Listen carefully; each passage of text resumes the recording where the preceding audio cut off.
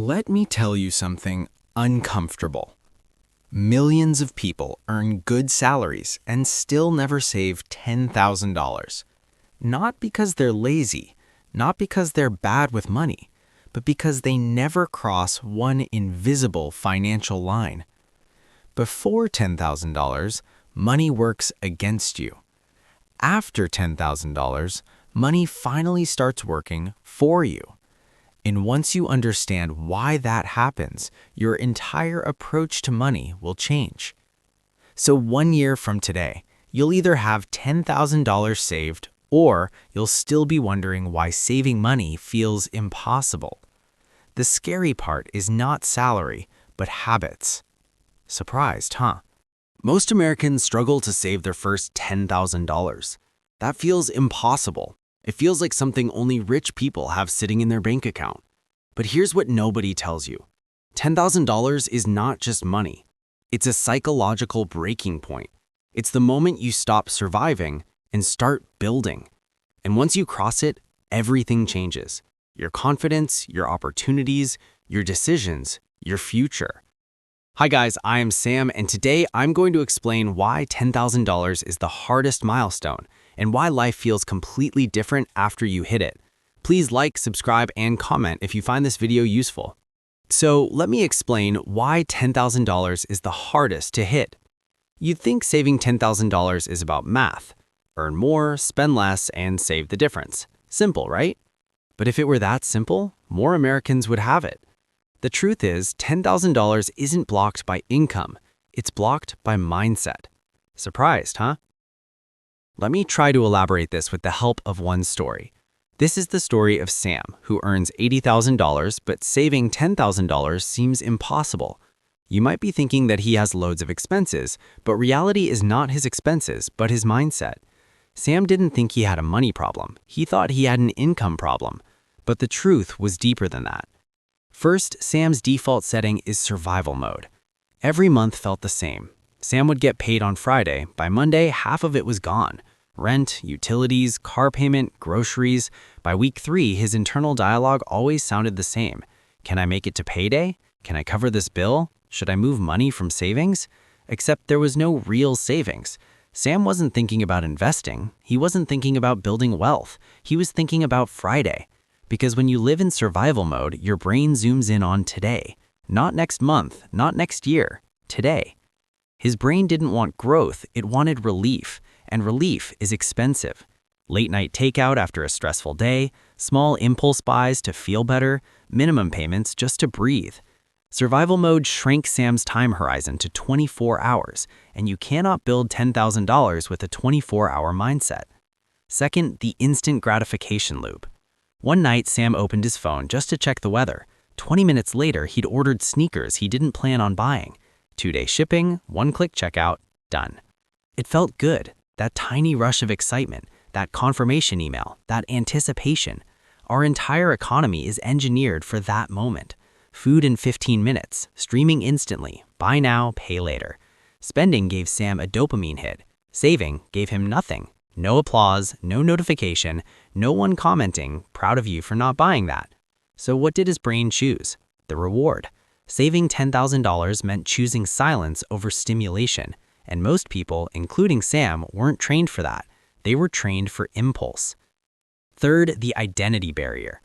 The real problem wasn't spending, it was an identity. Whenever money came up in conversation, Sam would laugh and say, "I'm just bad with money. I've always been broke. It is what it is." He said it casually, but his brain was listening, and humans act in alignment with who they believe they are. If Sam believed he was bad with money, he'd avoid budgeting, avoid tracking, avoid investing, because those actions didn't match his identity. One day, something clicked. He realized, before I can have $10,000, I have to become someone who keeps $10,000. So he stopped saying, "I'm broke," and started thinking, "I'm building." It felt fake at first, but slowly his decisions changed. Builders track, builders plan, builders delay, and his behavior began to catch up to his new identity. Fourth, the social pressure barrier. Then came the harder part. Sam's friends were upgrading everything. New cars, luxury apartments, the latest phones. Instagram made it look normal. Success wasn't measured in net worth, it was measured in lifestyle. Sam felt it, the urge to upgrade, the urge to keep up, because in America, looking successful often feels more urgent than being successful. But Sam made a different choice. While his friends financed new cars, he kept his paid-off one. While they posted vacation photos, he transferred money into savings. It wasn't glamorous, it wasn't visible, but it was powerful. Every time he chose to be rich instead of looking rich, he got closer to $10,000. Fifth, the all-or-nothing trap. At first, Sam thought, if I can't save $1,000 a month, what's the point? So he saved nothing, until he realized something uncomfortable. Wealth isn't built in dramatic moves. It's built in boring deposits.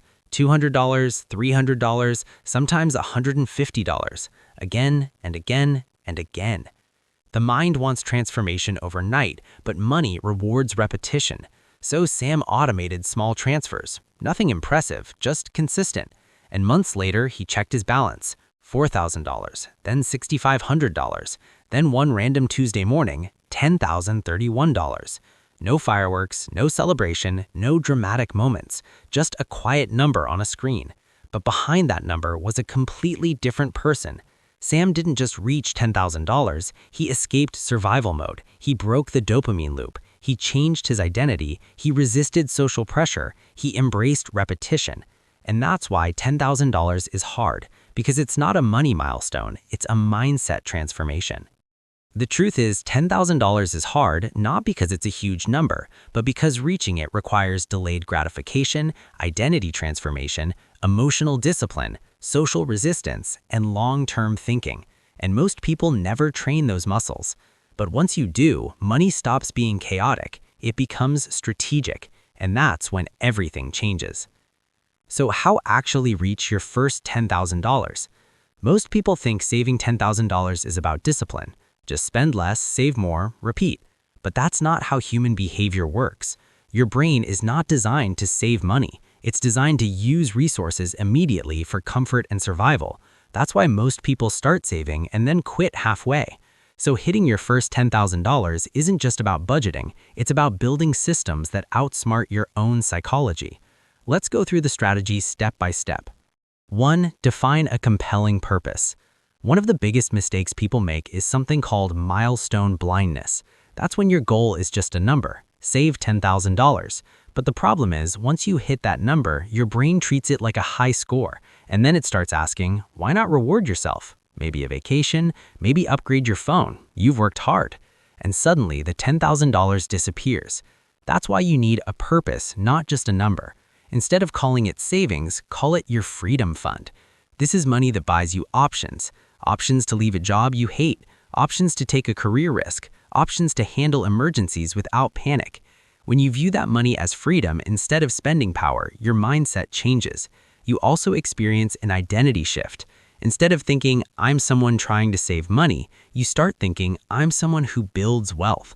That identity change makes the process sustainable. 2. Implement the buffer system. Another reason people fail is something called the reset mentality. Let's say someone saves $4,000, then their car breaks down. They spend $1,200 fixing it. What happens next? Most people feel like they failed, so mentally they reset to zero. They stop saving completely. That's why smart savers use something called a buffer system. They keep 2 separate pots of money. The first is a small emergency buffer, usually around $1,000 to $2,000. The second is their main goal, the $10,000 fund. So when life happens, a car repair, medical bill, or home issue, you use the buffer, not the main savings. Then you rebuild the buffer before adding more to the $10,000.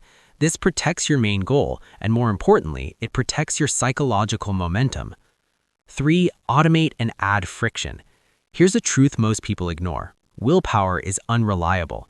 Your brain is wired to think unused money is a wasted opportunity, so if your savings sit in your checking account, your brain will eventually find a way to spend it. The solution is automation. Set up automatic transfers so money moves into savings the moment your paycheck arrives, before you even see it, before you even think about it. But there's another trick. Add friction to spending. Keep your savings account at a different bank than your daily checking account. This adds time and effort to withdraw money, and that small inconvenience stops many impulse decisions. When spending becomes harder, saving becomes easier. 4. Aim for a speed run. Technically, you could reach $10,000 slowly. If you saved about $1,000 a year and earned around a 7% return, you would reach $10,000 in roughly 7 to 8 years. But that approach has a problem. It's too slow. Slow progress makes people lose motivation. Instead, aim to reach $10,000 in 1 to 2 years.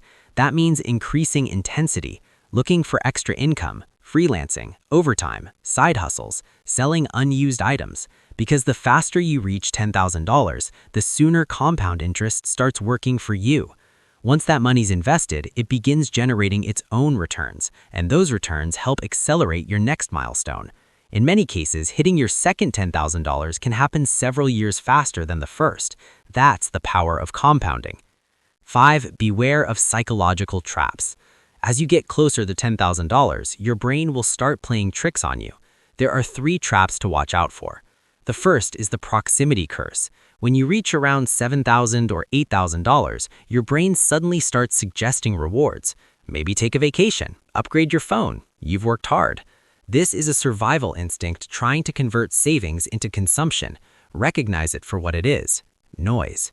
The second trap is the celebration trap. Many people reward their progress by spending money. They reach $5,000 and celebrate by buying something expensive, but that celebration slows the very momentum that got them there. The third trap is comparison paralysis. Social media makes it look like everyone is living a luxurious lifestyle: new cars, vacations, fancy apartments, but many of those lifestyles are funded by debt. In reality, nearly 60% of Americans cannot cover a $1,000 emergency expense. So if you build a $10,000 cushion, you're already ahead of a huge portion of the population. And more importantly, you gain something far more valuable than status: peace of mind. Saving your first $10,000 is not about being perfect. It's about building systems that protect you from your own impulses. Define a purpose, build a buffer, automate your savings, move quickly, and guard yourself against psychological traps. Because once you hit $10,000, you don't just gain money, you gain control. And that's when your financial life really starts changing. Let's look at the Sam's life. When Sam finally reached $10,000, nobody congratulated him. Nobody noticed. There were no likes, no applause, no social media posts. But something powerful had happened. Sam now had options. Options to handle emergencies. Options to take risks. Options to say no when life pushed him. And that's the strange thing about real wealth. It's invisible. The world celebrates the people who spend money, but the people who quietly build it are the ones who eventually control their time, their choices, and their future. And for Sam, it all started with the first $10,000. Most people spend money to look rich. A few save money to become rich. The difference often starts with the first $10,000.